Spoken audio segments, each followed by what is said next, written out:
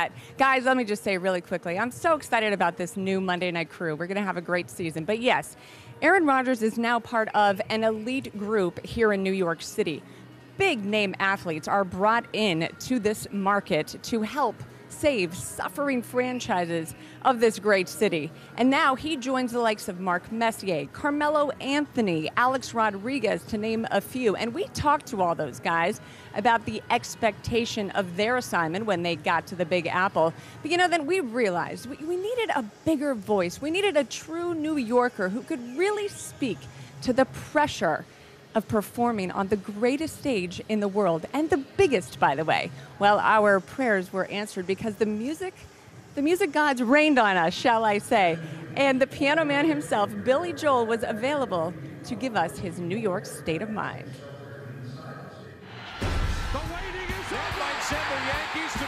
I remember the press conference. It was surreal.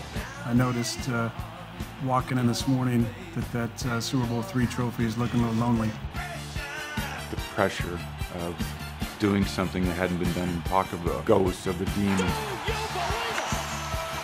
I didn't feel pressure to perform. I felt pressure to win.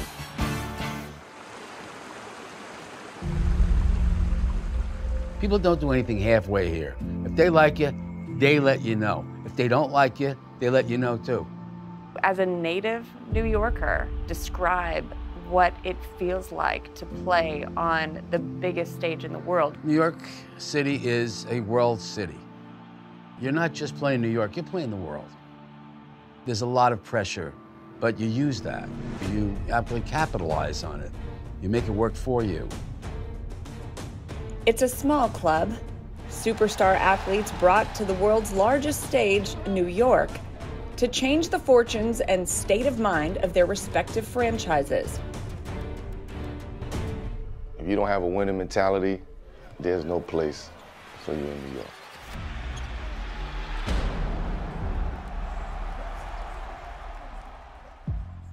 I would describe the New York media as fair. They're also tough. I find it a great challenge to prove all you guys wrong and everyone wrong.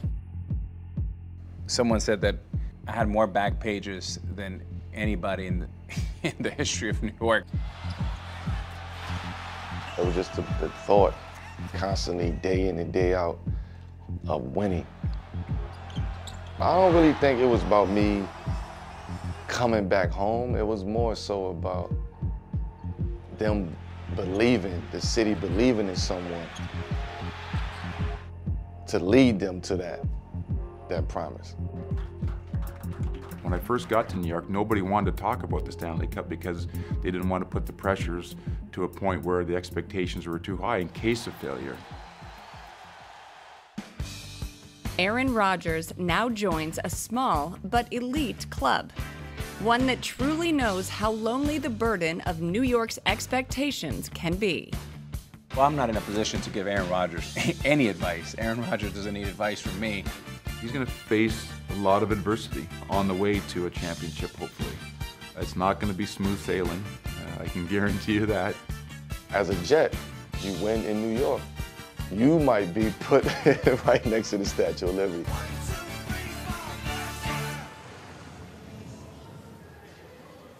So let's add one more legendary name to the mix, shall we? Joe Namath. Joe is not here at tonight's game, but I did speak with him on the phone yesterday. I asked him if he thought that this Jets roster was a Super Bowl caliber team. He told me there's so much talent here, but it all starts up front. If the Jets O-line can keep Aaron Rodgers upright so we can unload the ball, they've got a real shot.